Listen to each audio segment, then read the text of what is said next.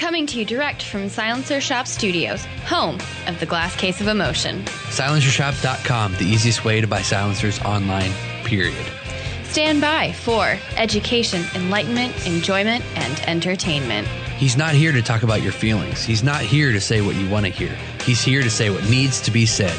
Ladies and gentlemen, and children of all ages, please welcome your host, the pimp hand of America, Professor Paul Markle. All right. Brand new week, brand new episode, Student of the Gun Radio. You're here. I'm here. So I guess that makes it our time. Now, doesn't it? And I'm about, oh my goodness. Are you almost through it?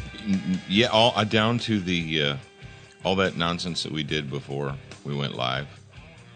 I'm down to about 10% coffee level. I don't know what to do. Would you like to make a PSA this morning for salesmen? All right, here's the deal. If you are a professional salesman, don't call me and lay the sales rap on me, because I know the sales rap. I know the exclusivity. I know the scarcity. I know the discounted value. I know all the tricks, okay? So when you start laying the tricks on me, I'm thinking, oh, okay, there you go. That was number one. What are those called, Jared? What do they call those? The points or the tactics or the psychological triggers? Yeah, psychological triggers. Triggers. Psychological triggers. Did he trigger you? Is that yeah, he triggered me. Now, had a guy pretended that he was interested in the Patriot Fireteam Manual. And he contacted the studio and wanted to talk to me about how excited he was about Patriot Fireteam Manual. This is what he told Alex, because I don't take calls directly, believe it or not. Paul doesn't take calls directly. So tells Alex that he's really excited about the Patriot Fireteam Manual, and he wants to feature the book in an upcoming New York book show.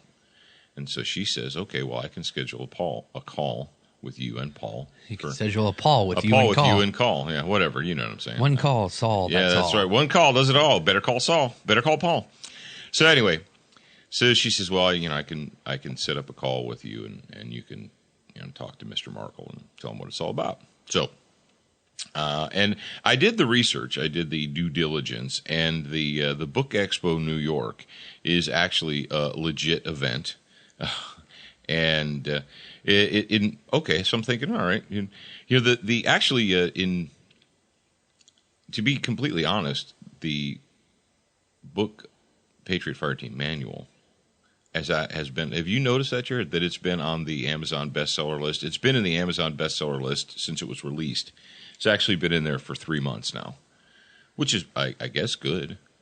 How's the volume of reviews on it? Have you checked? It tapered off. It tapered off. We had a spike, and then people stopped leaving reviews, so shame on you. But, I mean, has every person that bought a book left a review? No. Well, that's wrong. No.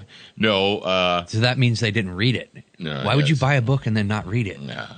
So I did the review of the Book Expo, and it's actually put on by Reed Events. Now, Reed is, you may know if you're a gun person, Reed got dumped by the SHOT Show. Reed is a huge international expo event coordinator. Did Reed got dumped, or Reed dumped SHOT Show? No, SHOT Show dumped Reed okay. I think it was the what's the big one up in Pennsylvania, the Eastern Sportsman Show or something like that. Reed decided that if they were going to host that show, that no assault rifles were going to be allowed in the building. Oh, I didn't know that. And so the show ended up getting canceled. Holy cow. Oh yeah, because all the because they're like, well, they went to here's what they tried to do. They tried to go to the manufacturers and say, hey guys, yeah, we want you to come to the thing and, pay your $10,000, $20,000 for a booth, but we're going to need you not to bring any of your evil black rifles with you. Huh. So your Ruger, Smith & Wesson, Colt, SIG, keep going down the line. And they just told you, we want you to give us $20,000, $30,000 for your booth, but you're not allowed to display those products because those are evil. Those are bad. It was a pretty big stink. And anyway, shot to their credit, NSSF dumped Reed. This has been about 3 or so years ago. But in fairness, Reed this isn't a scam. Reed is a legit company. They do make, whether they're politically correct or stupid or whatever, the fact is they're a legit company. So back to my story, and I hope you're still with me. It is Monday morning. But the guy calls and he says, hey, I want to feature, or our company, we're excited about Patriot Fire Team Manual. And we want you to be featured at the book exposition in New York City. And I looked up the book expo, and I thought, okay, this is a legit event. It is this is not some kind of a scam. The real known authors and real known people will be there. So I'll take the call. So I take the call, and the guy starts telling me about the book fair and about how great it is. First, he was trying to sell the shipping ogre who answered the phone. Yeah, that's the thing is, so the shipping ogre answers the phone, and he gets him on the phone, and he starts giving him the sales pitch. And Zach walks over to me, and he's standing there, and he's kind of giving me the face. He's like, it was funny because when the dude talked to Alex, he was really adamant about talking to Professor Paul. Yeah, he wants to talk to the author. Talk to the book author. But then he got Zach, and he just didn't care anymore. Yeah, he gets Zach on the phone, and he's giving Zach the sales pitch. So, and I kind of knew that things were starting to go sideways when Zach Zach looked at me. He kind of gave me that helpless look because Zach doesn't want to be rude. And I said, Zach, say, let me hand you over to Mr. Markle. So he did, and immediately the guy starts telling me he launches into his sales pitch. He tells me about the book fair and the book expo. And so he establishes it as SME credentials, right? He establishes the SME, the subject matter expert, right? And how important it is. And how they're really excited about Patriot Fire Team Manual. And how they can He's trying to massage the talent. They're trying to get us in there. Your book is amazing. I've never read it, but it's amazing and we want it now. Get us in there. And he said, we only have 14 slots left. So there you go. We set up the exclusive or the scarcity. Now the exclusive. First, he tells me the book. This is not a standard book show. This isn't where people bring their kids to buy books and get autographs. This is where industry people come together to discuss business, right? To talk about potential opportunities to work together. So he sets it up as exclusivity there, but he only has 14 slots left. And so there's scarcity. And he goes, normally it would cost you thousands of dollars to get in here. But today I can offer you a slot for only blank, right? And that's when I lost it. Did you say, dude, I don't need to pay to massage my ego? Yeah. It's because that... whatever. Yeah. I've never been to this show, and it might be worth the $500 to go and make connections with other authors and people in the industry. Yeah. But the way that this dude tried to sell it was he had the script. He gave you the bad jollies. Yeah, he said he gave me the. He's like, okay, exclusivity, all right, check. Scarcity, check. It's just like the guy when you're buying a car. He sits down. He goes, normally. This car would be $10,000, but no, not for you. No, let me take a marker and cross out that $10,000. For you, $5,000. But I can only offer you this $5,000 today. Yeah. If you walk away from the table, that offer expires. I can't offer to you anymore. I'm going to do a business tip Monday for you guys. For all of you that are salespeople, and stop focusing on closing the sale and start focusing on how you can help the person that you're trying to sell stuff to. It'll work much better for you. Trust me. No, but Jarrad, what you just said requires more effort. If you do it the traditional way, I have a script. Yeah, there's a script there. There's a script. How about you actually nurture the relationship and try to make it mutually beneficial instead of just you taking the dude's money and maybe helping him? You don't understand, Jarrad. You just read the script, and if you read it enough times, eventually someone will bend. But the whole thing about the call that kind of, it annoyed me, but is the fact that this guy obviously knew nothing about Student of the Gun. Yeah, that's my thing. He knew nothing. He's never read the about book, Patriot Fire doesn't Team. know anything about it. Here's what this guy did. He went to the Amazon bestseller list, and he started at the top, and he started working his way down. And he found out, who published what books, and then he did the contact info, and he's selling. So he starts he's got the Amazon bestseller list, and he's starting at the top, and he's working his way down, and he got to Patriot Fire Team, and he found out that it was published by us, and so he got the number and called, and cold called to try and sell us. You know what would have maybe worked is if he would have bought the book, spent $25 or whatever it was. They probably get discounts, and picked a chapter to read out of the book, or read the whole thing, and then picked an excerpt. And when he called you, he said, "Oh, hey, Paul, I really liked where you in chapter 7 where you said this," and then you would have been a little bit more receptive. Well, and the truth is, process. I was all prepared before. See, he hit me with the cost too soon, because I was waiting for my time to say, "Tell me what it is you liked about the book, or what interested you in the book. Why do you think?" He has absolutely no idea why my book would be a good fit for this. Yeah, and here's if it would even be a good fit. All this guy knew was that he needed to make a sale.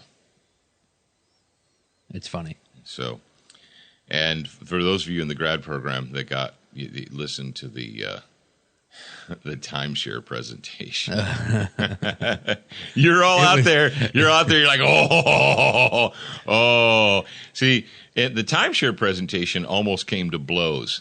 It was like measured in millimeters.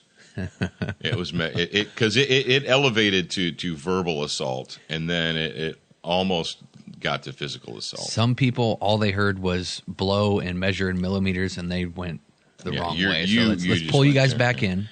So, all right, it is Monday, and because it's Monday, we are going to do a SWAT Fuel Warrior of the Week. And if you want to be the Warrior of the Week, what I want you guys to do is I want you to call 682-207-7684, and you say, "Paul, it's radio, and I can't remember numbers." Okay. Go to your Student of the Gun mobile app, tap it, open it up. There's a little picture of a phone. Tap that with you can use your right index finger or your left index finger if you want. You can actually even use your pinky. For some of you out there in San Francisco, sometimes I use my nose. And there'll be an option, and it'll say Warrior of the Week line, and you tap that, and you leave a question. And if we pick yours, then you are the winner, and you get a free bottle of 9mm plus P. This is where Jarrad tells you what else you need to do. Yep. You need to email Alex, ALEX, at studentofthegun.com.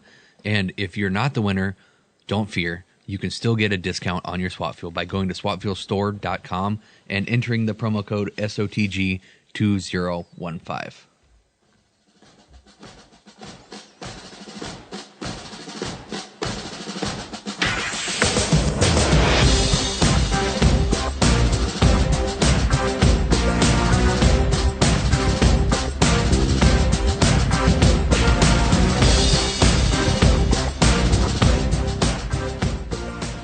Hi, this is Ryan from Houston, Texas.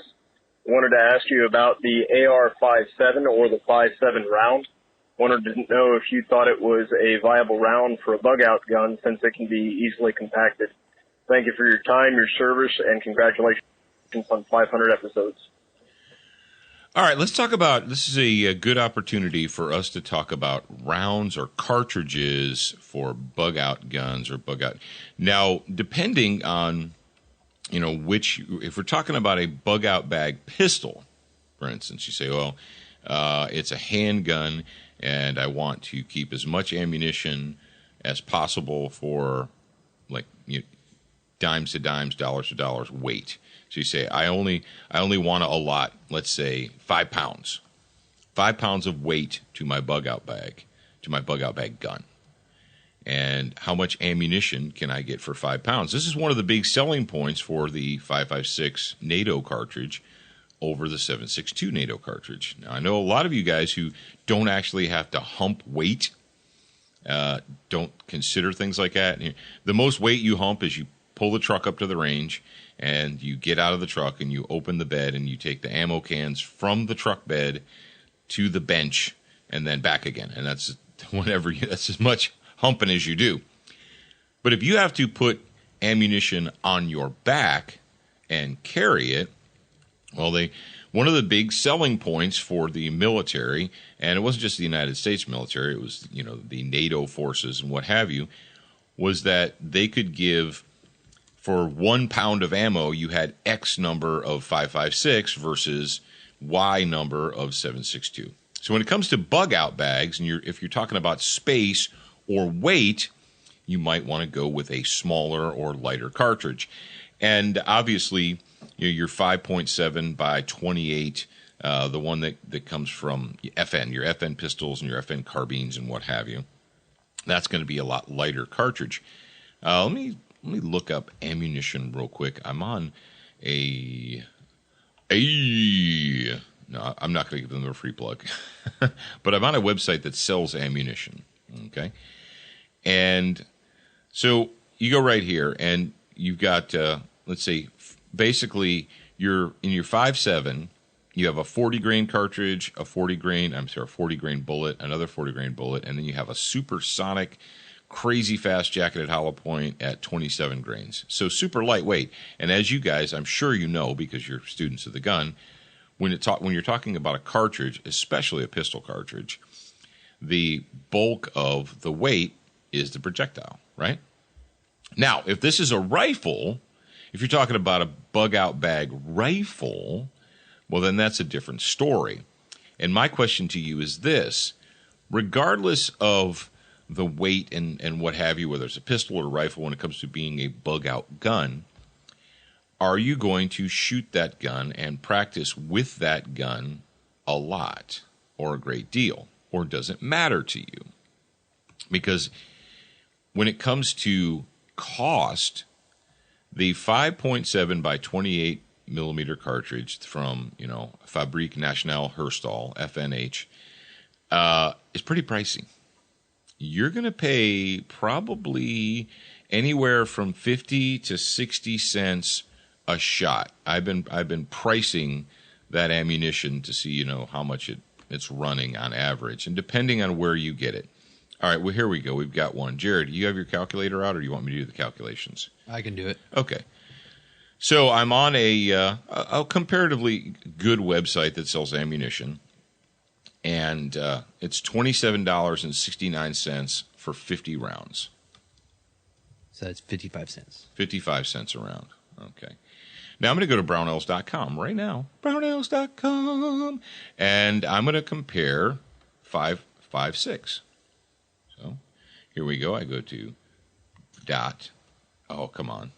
I hit the space bar and it went away. You can do it. You can do it. Yeah, 223 Remington.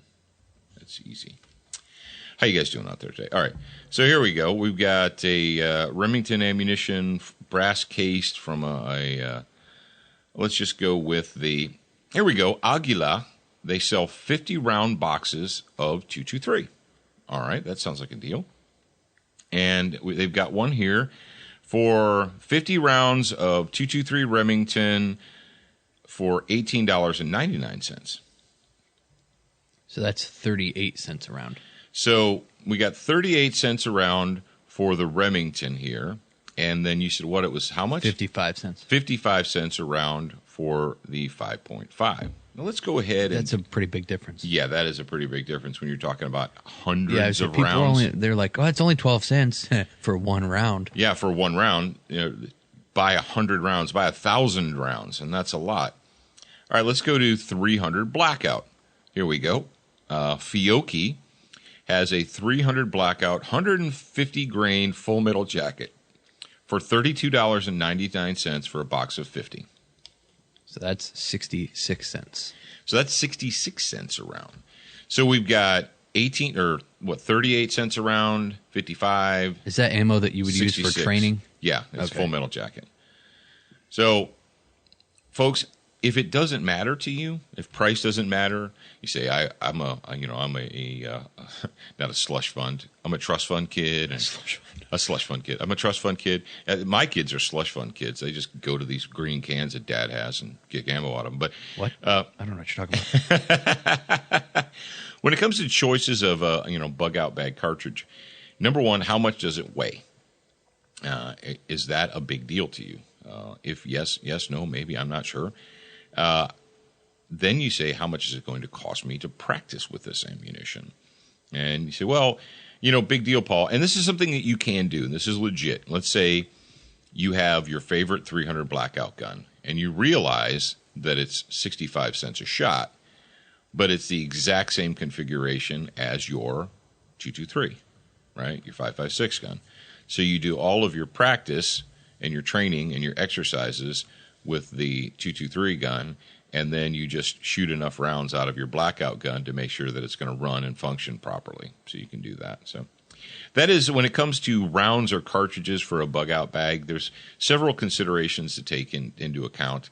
And as far as the 22 is concerned, I would not put a rimfire cartridge in my bag for anything other than shooting small game. I would not rely upon. You say, yeah, man, but if you get a Ruger 22 pistol, you know how many rounds a 22 long rifle you can carry for the weight? Yeah, you can carry a lot. But the fact of the matter is, it's still rimfire, and rimfires are not as reliable as centerfire cartridges. That's just the way it is. Thanks for the question, Ryan. I truly appreciate that. Attention, new listeners. We produced a free training video series called 7 Training Tips That Could Save Your Life.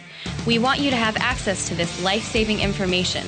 Get instant access now at studentofthegun.com. Do you watch Student of the Gun TV, read the blog, and follow us on Facebook? If you answered no to any of those questions, you are wrong, but you can easily fix yourself. Go to studentofthegun.com to find everything SOTG. Yeah, he's trying to sing there while Alex was still talking. Yeah, I just decided to do that on a whim. All right. I didn't pre-record that one, so that's a new attention, new listeners, and that music is from Madison Rising. I had to change it up because people they ignore it, they tune it out. Yeah, you absolutely have to. They started ignoring it. It started getting commonplace. Why do we do that? Because I shouldn't have to say those words every week, every day. It was funny because when I went to hang out with Paxton on, I think it was Saturday night or Friday night, one of the two. Wednesday night. Wednesday. What is today? Today's Monday's show. Oh, yeah. Last week. Yeah, so it was last week. And anyway, so Alex, somebody had asked about Student of the Gun, and Alex was like telling people about it. And I was like, you say this every single day. Like, I don't understand why. You should have it memorized. You should have it memorized by now. And she's like, that's pre-recorded. It was funny. She was doing good, though. Yeah, but you recorded it. Yeah. All right, let's talk about crossbreed holsters. You want to carry a gun? You want to carry a gun comfortably each and every day? Well, you might want to go to crossbreedholsters.com, and they can help you out. They make the Super Tuck Deluxe, which is the most comfortable inside of the waistband holster you're ever going to wear. But if you don't want to wear a gun inside of your waistband, that's cool, too. They have other options. So go to crossbreedholsters.com and check those guys out. Frog Lube, it's green, it's minty fresh. It is a bio-based firearms lubricant. Now, I want you guys to think about something for a second. How many of you guys are older gentlemen? How many of you guys actually had mothers or grandmothers that cooked in cast iron skillets? And you say, ooh, Mr. Cotter, I did. Okay. How did they treat and cure the cast iron skillets? How did they prep those? What do you mean, Paul? Well, my grandma or my mom, they made bacon in them and sausage and all kinds of different stuff. And my mom would just take a paper towel and she would wipe it all around. Okay. Did your grandma or your mom ever run the cast iron skillet through the dishwasher? No. You can do whatever you want, but I don't recommend No. Why?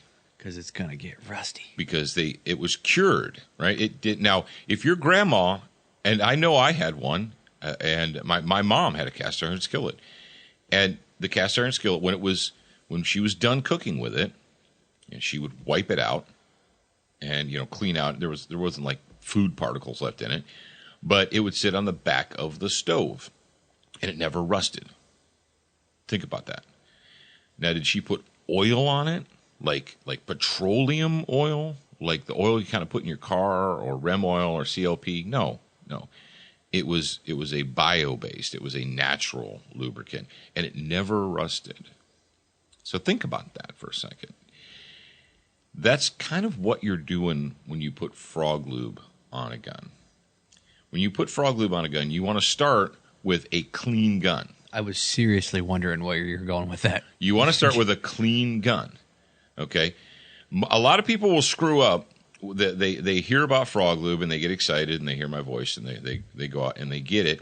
They take the gun that already has either some kind of industrial grease, or it has REM oil or Hoppy's number 9 or traditional break-free CLP or whatever. It's got that on it already. And so what they do is they just open up the action and they go and squirt a bunch of frog lube on top of the gun that already has Hoppy's number 9 or REM oil or whatever.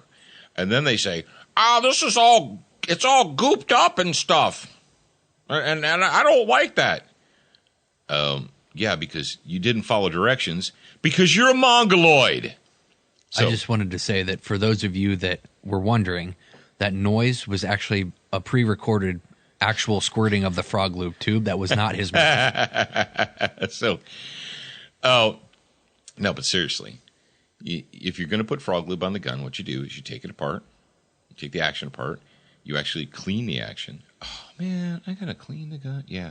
Use some frog lube solvent and get it down to basically bare metal. Then treat it with the lubricant, then reassemble it, then go out and shoot it. Really? I have to do those things? Yeah, that's how things work.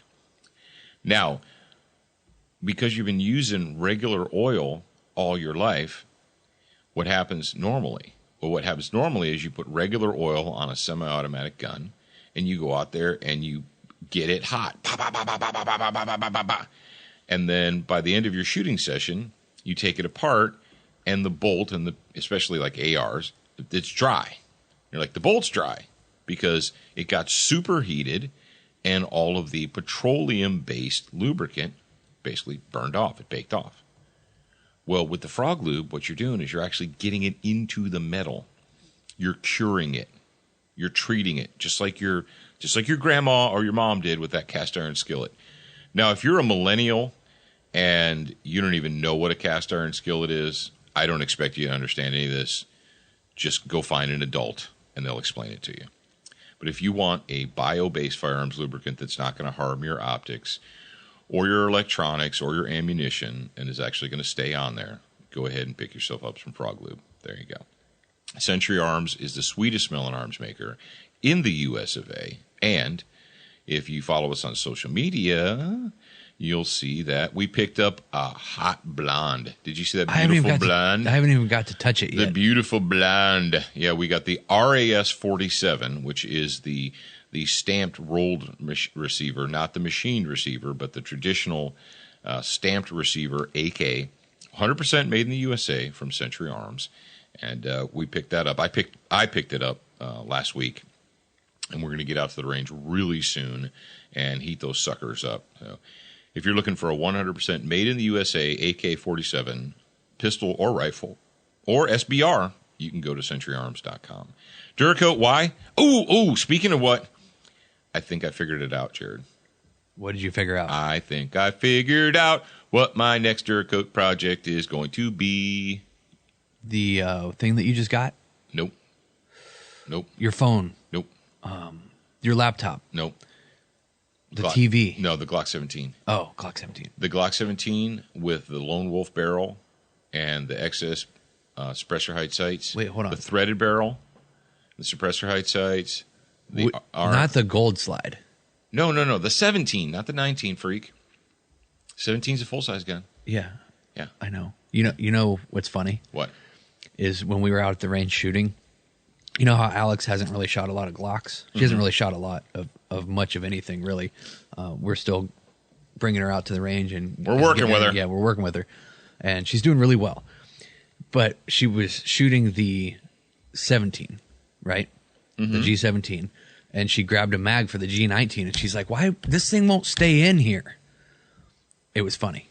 Because I took it, I was like, "What's wrong with this mag?" And then I realized I was like, "Oh, it's a 17, and this is." There's so a that reason for it was that. a really good learning point for. She's like, "Oh, I didn't know that was a thing," and of course, there's different sizes. Yeah, I've spent my entire life being taught by the most professional instructors in the world, so I think that that's like common sense, and it's not. Yeah, it's like one of those things that you actually have to go through and like learn. Absolutely. Oh, well, and we'll tell them real quick about how Alex had never shot one-handed.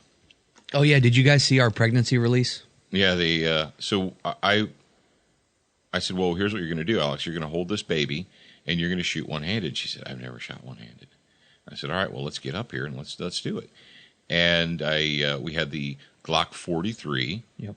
And I put it in her hand. I said, all right, load it up, get it ready. I said, here's the baby doll. Hold it in your left hand. I said, all right, and there's your target, 5 yards away. Shoot it right in the center.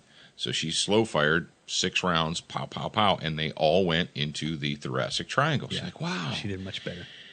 And you know what we realized? 2 things. A, she was focusing. She had mental focus, deliberate mental focus, because why? Well, because she only had one hand, and she had to focus. And B, we put excess big dot sights on it. Yep, that was the first time she shot it. And it was the first time she shot that gun with the big dot sights on it, and it was single-handed, and she punched it out, I told her, I said, put that big dot in the center of the target and press the trigger to the rear. And so it worked out really well. So And her paternal instinct took over. Yep. And she had a baby in her hands. She had a paternal instinct. She to take care of it. She protected the baby. That's right. Absolutely. All right. Moving on to the Duracoat project. Yeah. So anyway, no, that G17. We took a G17 MOS and tricked it out. And I've got, as you guys probably know, I've got the a G17 isn't an MOS. You were in the military. You should know this. Shut up. Oh, but I put a threaded Lone Wolf barrel into it, right? A Lone Wolf Defense distributors, LWD, and I put a threaded barrel into it. So now I can mount my Tyrant. It's a Tyrant, kind of like a Democrat, but my suppressor on it. Now here's the thing: my AAC silencer, the 9mm Tyrant, I've been using it. That gun has actually been to the field, and it's been kind of taken in and out of packs, and it was on gear, and so it's gotten marred a little bit, I guess you could say. Now that's not; it still functions perfectly fine, but you can tell that it's been used. And so I thought, Jarrad, wouldn't it be a cool idea to take that gun and that suppressor? And you're like, but are you allowed to paint your suppressor? Do I have to contact the ATF first? Well, maybe I'll contact the ATF first and ask them if I'm allowed. I guess you do that. Contact them first and ask them if I'm allowed to refinish my silencer. Yes, you're allowed to refinish your silencer. The only reason you wouldn't be able to do that is if you obliterated or covered the serial number. But we're not going to do that. We're going to Duracoat it, and I'm going to make the silencer the same color as the slide and the frame of that gun.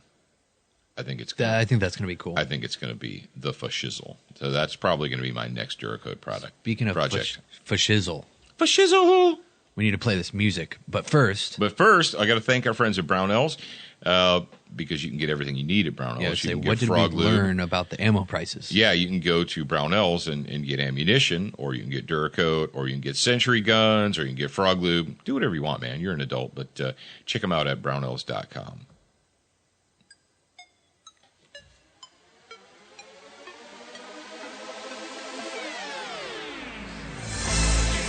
I see Tom Cruise. No, this isn't the Tom Cruise one. Oh, no, that was the Ludacris. Yeah. No, this is a happy song. This makes you Little antsy in your pantsy. Woo! I got places to go. People to see, time is precious. I look at my Cartier out of control. Just like my mind where I'm going. The women, the shorties know nothing but clothes. No stopping at my Pirelli's on. Unlike my jewelry, that's always on. I know the storm is coming. My pockets keep telling me it's gonna shower. Call up my homies, it's on and popping the night, cause it's meant to be ours. We keep a fadeaway shot, cause we ballin' this platinum Patron every hour. Little mama, ow, you just like the flowers. Girl, you the truth with all that goody power.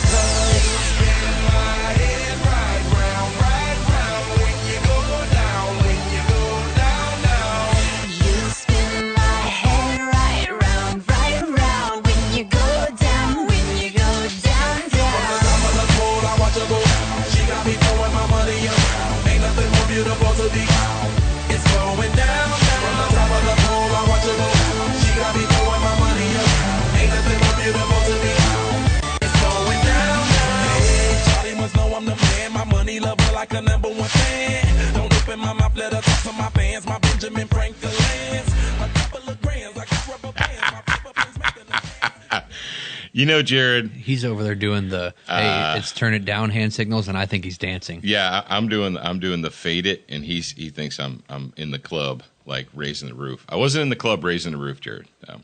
I cannot picture anybody else. We need memes of Professor Paul in a club somewhere. Raising the roof, raise the roof. What? I see you being like Major Payne. That is Professor Paul in the club. I can. Good little rug. Why did I play that song? Why did I choose that song? Because I wanted some feel-good music. There's a lot of feel-good music out there. And I also felt like some of our the older people in our audience, some of you country music freaks out there in the West or the South, you're like, what is that? It was Florida. That was Florida. That was Florida and his song Right Round. No, I wanted happy music because the juggernaut that is Constitutional Carry is rolling across the country, and it's squishing all the weak, spineless weenies and liberals and slave masters, wannabe members of the ruling class. Oh, the ruling class doesn't like that. The ruling class really hates it when the peasants assert their authority and when the peasants have more liberty. But it happened, and it happened in New England, which is even freakier.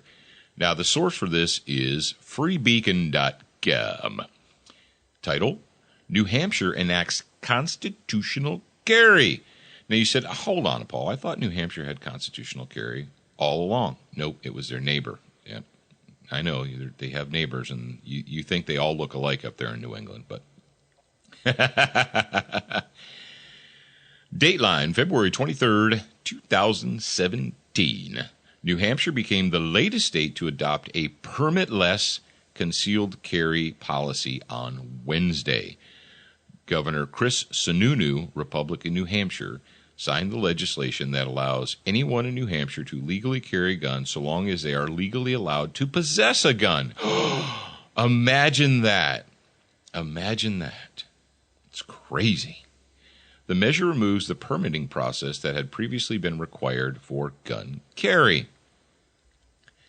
New Hampshire is the first state to enact permitless carry, often called constitutional carry by gun rights activists and far-right extremists.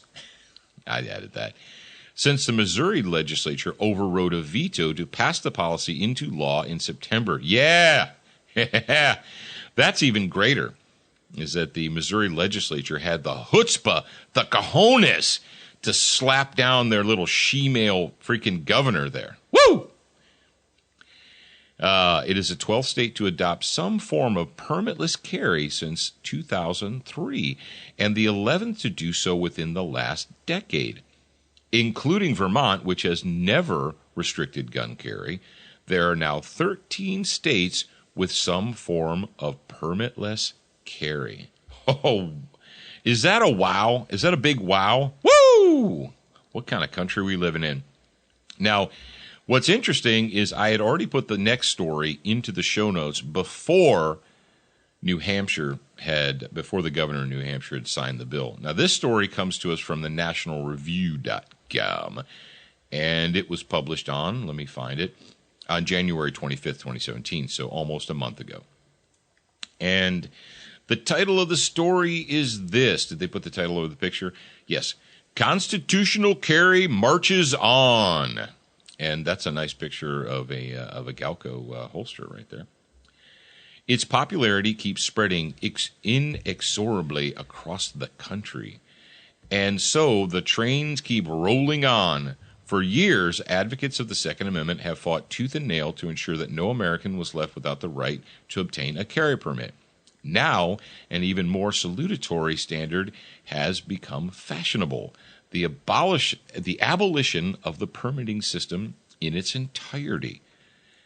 In 2015, 3 states added their name to the growing list of those that adopted constitutional carry. States, that is, in which Americans do not need to obtain a permit. Well, and it goes on to say, over at the Crime Research Prevention Center, John Lott Jr. notes that the number of constitutional carry states within reach will reach 16 or 17 by the end of this year. So we're currently at 13. They're predicting we're going to have 16 to 17 by the end of the year. Given that 15 years ago there was only 1, 2 if you count Montana, which is classified as a, quote, mostly constitutional carry, and that 30 years ago most states had extremely restrictive permitting process. This is nothing short of remarkable. Elections, as it is said, have consequences. That is absolutely true. And they've got a map. Now, this map, the only one it's missing is New Hampshire, because this story was written almost a month ago. So constitutional carry, according to this map right here that I'm looking at, is Maine, now New Hampshire, Vermont, West Virginia, Mississippi, Arkansas, Missouri, Kansas, Oklahoma, New Mexico, Arizona, Wyoming, Montana, Idaho, and Alaska. Now, Oklahoma, New Mexico, and Montana are in light green as opposed to dark green. And what does that mean on the map here, Jarrad? Does that mean that they're recent ones? I'm looking for a key. I'm trying to open up this page still. Okay. Now, some states that are in play and that have proposed constitutional carry, but it hasn't been passed yet. Now, on this map, it had New Hampshire, but of course we can check New Hampshire off. We've got Indiana, Kentucky, we've got Texas, Utah, Colorado, South and North Dakota, and Minnesota. And of course, as we know, after this story was published, Alabama as well. And this is really, kids, this is nothing short of miraculous, and it is a big deal. Some people out there are like, it's no big deal, I don't care.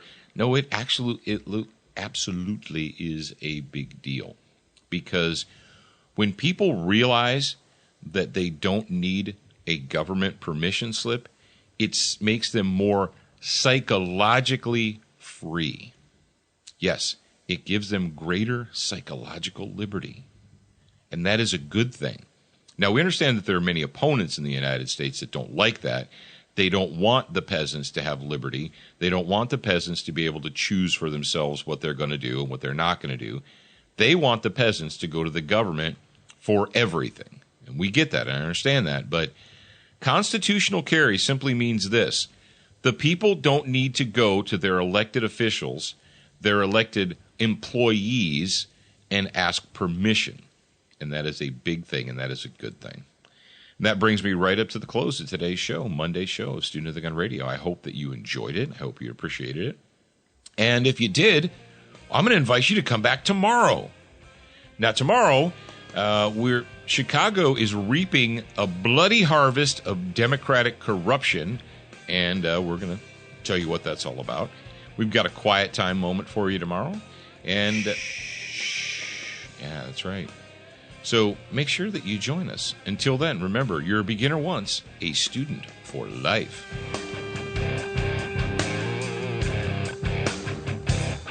We almost forgot to release our own scarcity. Yeah. Yeah, so the new release of Dad's before it's gone. There's some scarcity for you. And value, too.